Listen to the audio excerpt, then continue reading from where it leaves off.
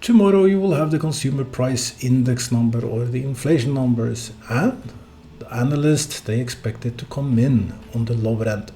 Month over month, they expect the growth of inflation to be only 0.1 and year over year 3.3%. My bet is they will come in at the upper end. Also in Norway, the experts said they thought inflation will come in low, but it came in much higher than expected. Will it change the market? Will it set the course for the week ahead of us? That is one of the many questions I will try to answer in this week's podcast. You're listening to the StockInvest.us podcast Trading Tips with Jim as we're heading in to week 46. Last week I made 2 blunders. I had 2 errors after weeks being correct about the market situation. I went wrong last week. I told you I thought it would be a slight decline in the market, not by much, but a very good Friday where the markets went heavily green. Made for a good end for Nasdaq and Dow Jones last week. Nasdaq ending at 13,798 points after being up 2.37%. Most of the gain came on Friday. Dow Jones also had a good week indeed, up 0.65% for the week. But most of you probably felt somewhat the same as me, that the week was not so good. And the reason for this is that it was indeed the Magnificent 7 stocks pulling up the market. Just a few stocks pulling the market in a very good direction, while most of the stock having a bad week. One of these were NIO, and as you know, I went into NIO in the $1,000 challenge last week when we spoke. It was heavily up 10% or something. I told you I would put on a trailing stop loss, but thought NIO could do even more. But NIO did not do even more. It started Monday on a bad note, and my stop loss was triggered. So NIO went out of the $1,000 challenge, leaving only 1.84% profit. So lesson learned, should maybe take profit much earlier. Anyway, it's a new week, and as I said in the introduction, there will be core inflation numbers tomorrow. Markets will of course put a big eye on this, like they did on the Fed and the interest rates development. And to sum like that, Fed, after saying for some time they think the top is reached, again signaling that they are not sure that the top is reached. And you will hear more about this as inflation and interest rates will just continue upwards. But tomorrow the consensus is that the core inflation will come in at 0.1% month over month, hardly growing anything at all. We know that the inflation target is 2% over the year. That's the main target Fed is working. Many arguing that we cannot do that for foreseeable future to increase the number, the target range to be 3%. We'll see if that will happen. Year over year, they expect inflation to come in at 3.3%. But as I said, I think these will come in the upper end. Reason for this is that the energy been very high, and we know there is a fight on the energy sector as we speak. I like to compare sometimes with Norway simply because I am Norwegian and born in Norway, and of course following the Norwegian market very hard. And last week many got a other shock in the energy market as electricity prices just went sky high despite good margins, water level margins in the deposits. This is just how energy works, and the very high oil prices have been causing energy to be very expensive in Europe and the Western world especially. And that causes everything else also to be good. I read that the gas, for instance, is very low as we speak. The gas prices are very low and expected to increase quite much. I believe that will be the case. We are heading into the winter season, and gas is also one of the items you can trade. The other thing which I forgot to mention over the last few podcasts is I spoke that Bean will release more oil. It will release 180 million barrels of oil, trying to keep energy prices down. All of this causes a lot of container freights back and forth, oil tankers, so oil tanker market should indeed be very good. We do know that logistic in general is struggling a little bit. They struggled during COVID times, and that caused the salaries in the business to go very high up, as you had to hire more people, you had to offer more salaries. On top of this, you added more logistic items like cars, trucks, all of these things. And now we are in a slowdown, and many logistic companies are showing very negative numbers. But for oil, I think there is an upside in the tank market. While speaking about prices, oil fell a little last week, fell by $5 down to $77, being trading at what most people consider to be the lower end. The thing is that you cannot know exactly how things will change, because right now,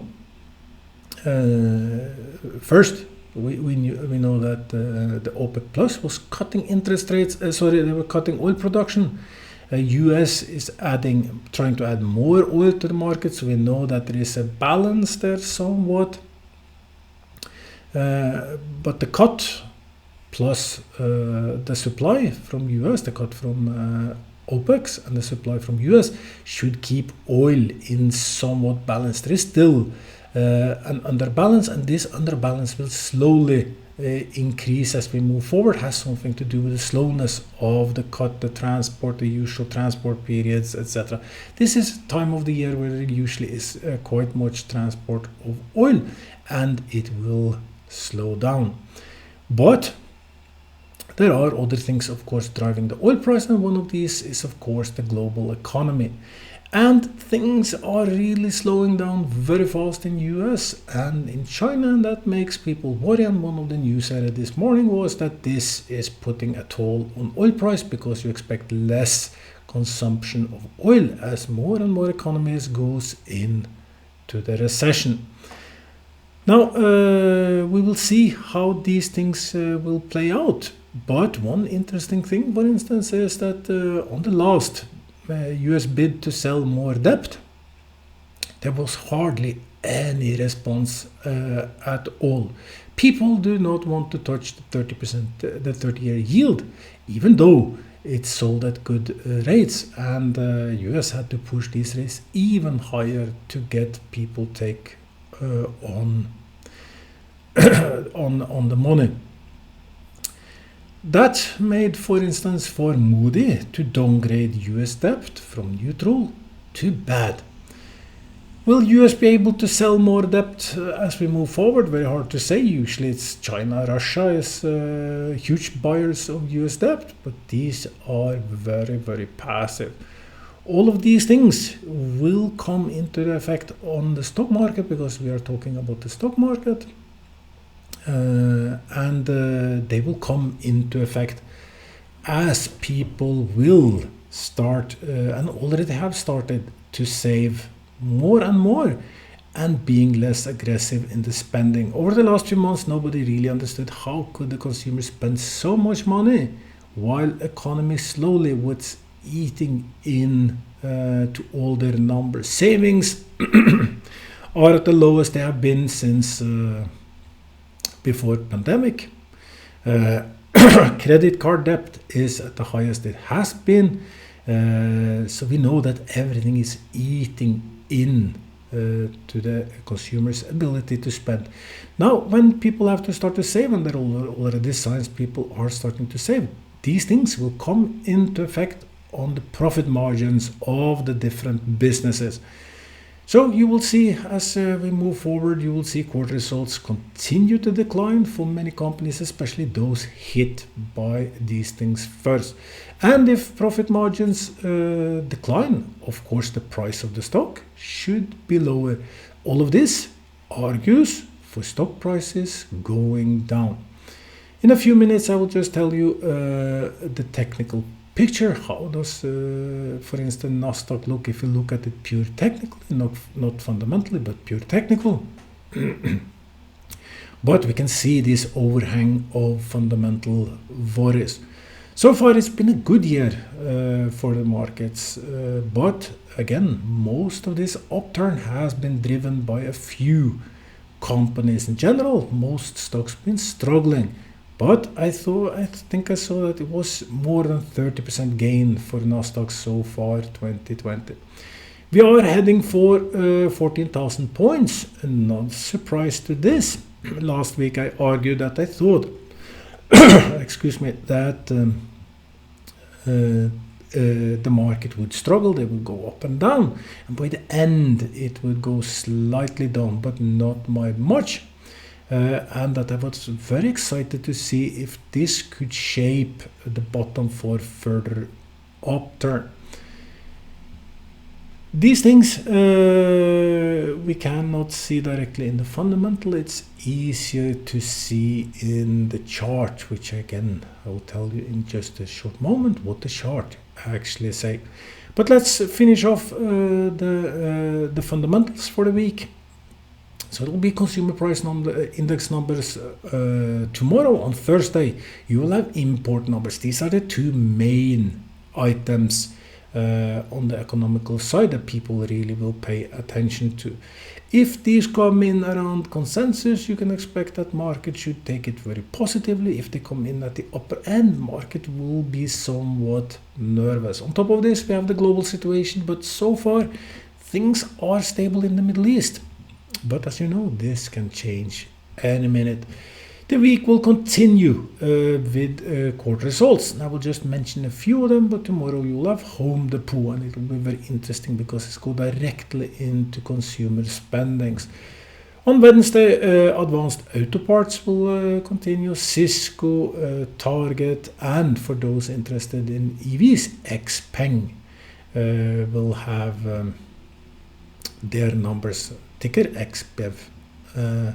And I think that will show some direction even for Tesla and NIO as well. On Thursday, there will be import numbers, as I said, and very important job numbers. The job numbers are finally on the rise. We've been waiting for this a very long time.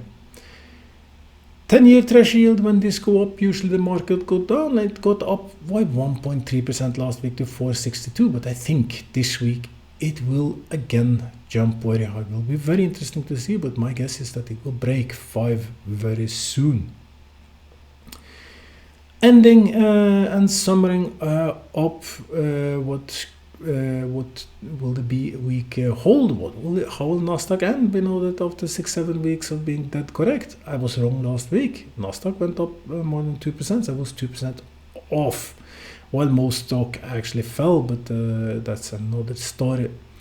For this week, my feeling tell me that I will trust the charts, and if you look at the charts, you will see that Nasdaq again is getting very, very high on the relative strength index, the highest it's been before market's been peaking down. Last week I told you it's in a falling trend. We can see that it's broken slightly up above the falling trend. Maybe, hopefully, that is a good sign that after a natural reaction, Nasdaq will turn around 13,000 points. But the chart says that Nasdaq and the market will have a hard week. While I last week didn't expect much movement, I expect this week to hold more movement.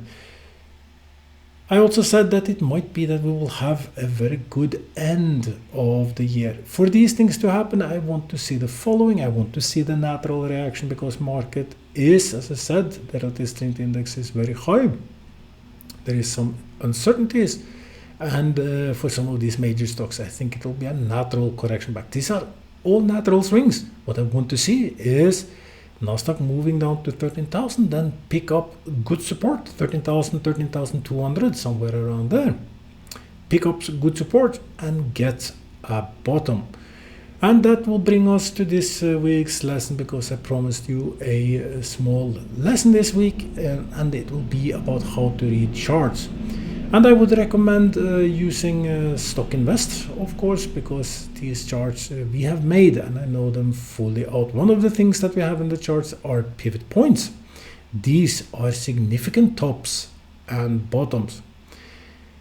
You can use this to your advantage. They will not always be correct. I have to stress this many times because you have to understand the algorithms behind these things. It's a predetermined. You try to predetermine when there is an actual top. You use a lot of information to calculate where the possible top, like where were the previous tops, where is the trend, where is the relative strength index. There is a lot of things going into the algorithm that finds the top and what it considered to be the bottom. Very often I answer in the help desk section for our webpage the same questions about pivot. I get a lot of private questions about pivot because people seem to love pivot. I do understand it because it's such an easy way to use. You buy when there is a buy signal from the pivot. It's a green circle in the chart, and you sell when it's a red circle, and you'll see that this usually sometimes they disappear simply because the system have to recalculate. As you know, nothing is 100% sure. So if the system see that the conditions are broken for the pivot point, it will be changed. But in general, pivot points works. And if you use pivot points in combination with relative strength index and volume, it will get even better. Now the pivot points already should know some of this information, but you can add it to an even better favor. So one of the ways that I like to use pivot points is doing like this. I look at the ticker or the chart that I want to follow. You can even find a list pivot points which shows you the latest pivot points. But if you have a special ticker or several tickers, look at the chart. Look, is there a pivot bottom? Check the distance between pivot bottom, pivot top. That will give you an idea of how much the system usually find between top and bottom. Sometimes it's only 1%, and you have to consider, do I have enough money to make money on 1%? For some stocks it's 15-20%, and that is super leverage, and average is usually 2-3%. But can you make money on this interval, and how far have we moved up from the bottom as we speak? Now, if you find a good stock with a good pivot bottom, you like everything you see, I usually confirm the pivot bottom with two things. I want to see if it's a pivot bottom. I want to see an increase in the volume, showing somewhat a sell-off. People selling off the most nervous are sold off, leaving room only for the buyers. And that goes into the strategy of the $1,000 challenge, where we try to pick up stocks that has really fallen very hard. And have the increase in the volume before going up. Chart says that there is a high likelihood of a correction down. I especially emphasize the oversold relative strength index. Before giving you that final conclusion, look at Stock Invest signals. What do the signals say? How many buy and sell signals is out there right now? There is 26% buy signals across all tickers, down from 27% last week. Nasdaq at 20, New York Stock Exchange has 26, and the reason for these numbers to be somewhat low, we know they can be much higher. Usually there has to be around 40 before they say sell. Is that, as I said, the market was mainly driven by a few stocks. They remain low. Actually, they fell. Nasdaq fell from 25 to 20 last week. Going over to Tokyo, it's 24, and Shenzhen is quite high at 37, up from 29. Shenzhen's China is the one doing the best last week. These numbers doesn't argue for the market being overbought. And that makes me believe it is a fair chance that the market will have a natural correction because relative strength index is getting high. And you will see it coincide with consumer price numbers tomorrow. I think that will trigger the market, in my opinion. You will have a fall, but there is a huge chance that the market will stop around 13,000, 13,200. And it will be so exciting to see if that will be the point where we go for a new rally, pushing Nasdaq towards 15,000 by the end of the year, or if broken, we will head for a downturn. It's so hard to say exactly what will be, because if I could tell you 100% for sure how it will be, well, I would be really among the richest people in the world, if not the richest. So it is just guessing and doing your best while guessing. But the chart indicates that the market should have a reaction down this week. The buy signal says that the market is not in for a major correction. While the fundamentals, they say that there will be a lot of quarter numbers, there will be a lot of economic data coming into the market, and we have, of course, more inflation numbers. When they come in tomorrow, if they are at the upper end, it will just underline what Fed said, that more interest rate hikes will be needed, and that is never a good thing for the stock market. How much will the market go down this week? My bet is that Nasdaq will go down, maybe touch 13,000 low, and somewhere around 13,200 by the end of the week. Before jumping into the $1,000 challenge and the end of the podcast, I will just go back to something I said a long time ago. For those who remember, when Nasdaq was at 16,000, I told you I think market can fall as hard as 8,500. Not speaking about Nasdaq here.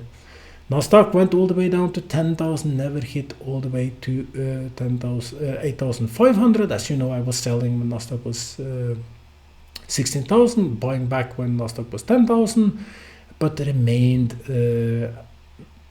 less than 50% invested in the market, even though I increased a little bit in different periods. But in general, I have not really exposed myself to market because I have still that feeling that the market are in for a major fall, that the end of this thing will be Nasdaq being around 8,500. I will not argue because we're already 22 minutes into the podcast. Why? So I'll not spend too much time to argue all of this, but there are so much happening in the market. I hope, my hope is that it will not be a slow ride like we saw back in 2000 or 2008. That it will just be a painful, slow ride year after year going down towards the mark where it finally will turn, that we will hit a big long striving recessions in Europe and US, and that we will spend the next 8 years without any particular return in the market. Usually you can tell by the huge professionals what they do, what they think, and we know that Warren Buffett, for instance, he has now 20% of the capital in Berkshire in cash. He's been offloading shares, so he probably thinks market is going further down. And now even some of the major stock traders who never sold their shares actually are selling shares, even though for some of the ones in the bigger broker houses, what we would like to call inside information. So when they start selling in Morgan Stanley, all of these big companies, when they start to sell their shares, it's a sign that they don't believe that market should go up. Bit pessimistic there, as I said, things can really turn and we can get into very good markets. My bet is still that we need that Ukraine peace, because we need to get China and Russia back in the market. US will not be able to sell their debt unless China and Russia again start to buy their debt. And without being able to print up more money, there will be cuts. These cuts, they will go hard into the economy, because when you cannot pay your bills, you simply have to take the money elsewhere, and when you cannot do it by printing more money, you will have to take it over the taxes or otherwise. This year is slowly coming to an end. I thought it would be one of the best years for me personally. It hasn't turned out so far. And for sure not in the $1,000 challenge. where I wanted to grow $1,000, at least double it by Christmas. Now we are heading into less and less weeks before Christmas, and the last bet in NEO was successful indeed until last Monday, or let's say last Friday. I didn't sell when I had 8.8% profit, or to be exact what we actually had. I didn't sell NEO, but I had a stop loss on it, as I thought NEO could keep momentum during the week. Didn't at all. It started to fall on Monday and just continued during the week, currently trading around 7.30. I was out at 7.75, giving only 1.84% profit, but I managed to profit from NEO thanks to stop loss. And that is the one tip that I've been giving you over and over in this podcast. Have stop loss, use trailing stop loss, learn it if you do not know what I'm talking about. First thing that you should do after listening to this podcast is Google stop loss. How do you use stop loss? How do you use trailing stop loss? Sometimes it's a little confusing depending on which broker you have, how to set it, target prices and all these things. But take your time, learn it, and you will thank me later. Now the question is, what will I do this week? Well, a lot of stocks been hammered. But I will do what I probably shouldn't do. I will go back into NEO. NEO currently trading around 7.31. I saw the pre-trade is around 7.40, showing a slight upturn. I have this strong feeling of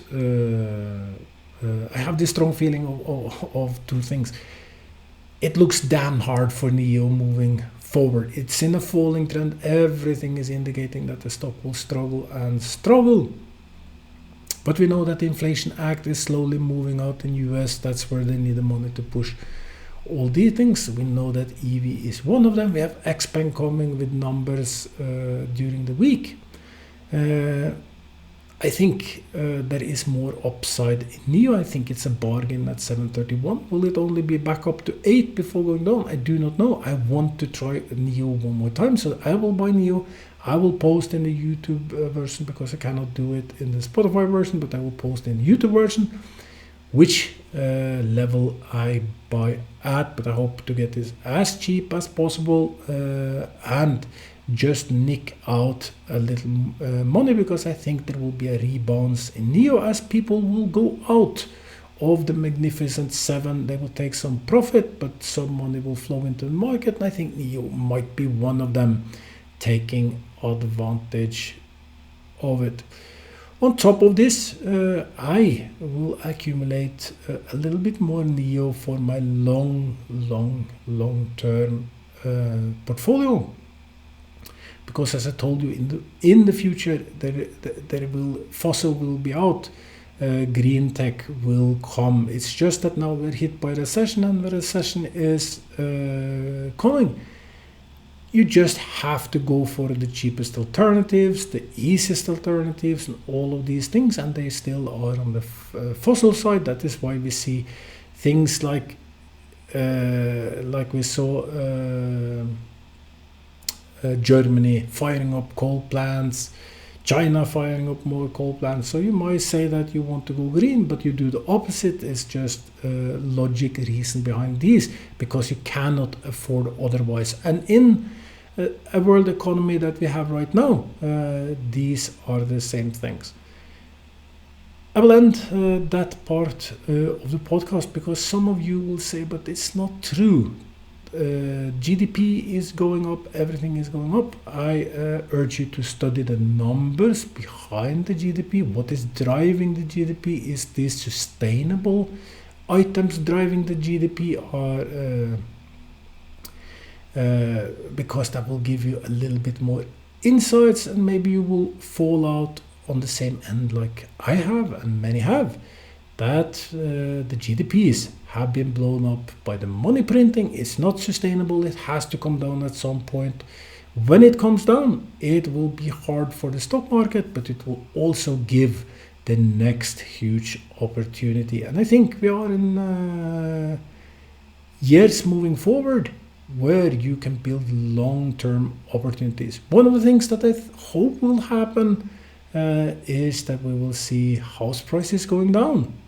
And I know many of you, like me, we have very huge values in house prices. We do not want to see them devalued, but there is a generation after us. And for the generation after us, I hope they will be able to get in to the house market. And as is, most people cannot afford. You are forced to rent for the rest of your life.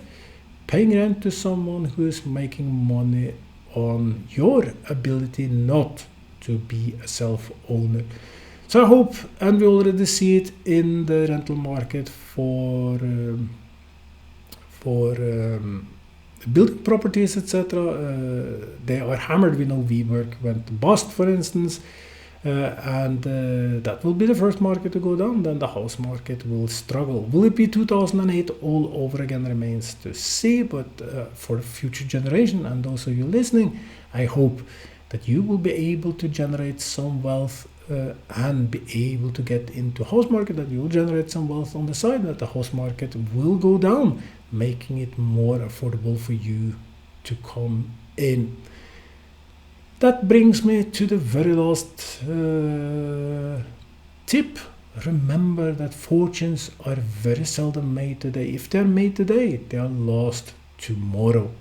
Fortunes are usually made by being smart over a very long period of time. You will be wrong sometimes, you will be right sometimes. In the end, you want to be right more than 50% of the time. And there is a few things that you can do to this. One thing is stretching out the period of investment. If you think NEO might be good like I do, you do not go fully into NEO now. You invest a little, and if it falls, you invest a little bit more, but only the limit you are afford to lose, because NEO may very well go to zero. Who knows? They may go bust. You cannot know for sure. So you need more alternatives than NEO, of course, to have a strong portfolio. But you do a certain set of rules, and for many people who are listening to this podcast, I know many of you have been losing monies over the last years. Some will never make it in the stock market, some will only be dreamers, some will make it very good, some of you are probably doing very good as well. But the general you will struggle. Sometimes it's easier to put money in a fund managed by professionals, and you can do that by putting a little every month. Looking back on almost 30 years of being in the market, I can clearly say that being very steady in how I've been doing things, putting money slowly into funds when I thought Asia was going up, I was putting every single month, was one of the best decisions ever. Did the same thing with Russia, by the way, and tech, when tech was big, just putting a little every month. On top of this, I try to take and never use more than what I make, and I try to take a part of what I make into saving.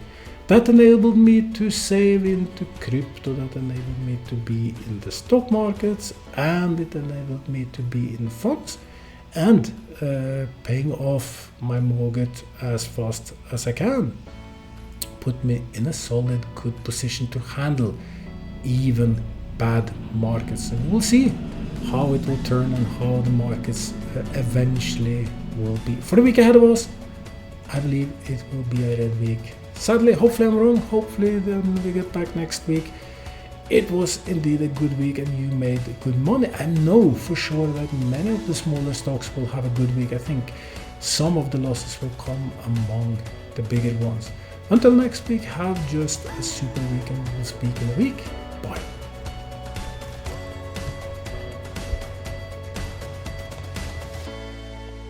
Welcome to StockInvest.us Stock Analysis. We remind you that trading involves a high risk of losing money, and that you should speak with a financial advisor before buying or selling any securities. You should not base your investment decision upon StockInvest.us. By using the information, you agree and are held liable for your own investment decisions.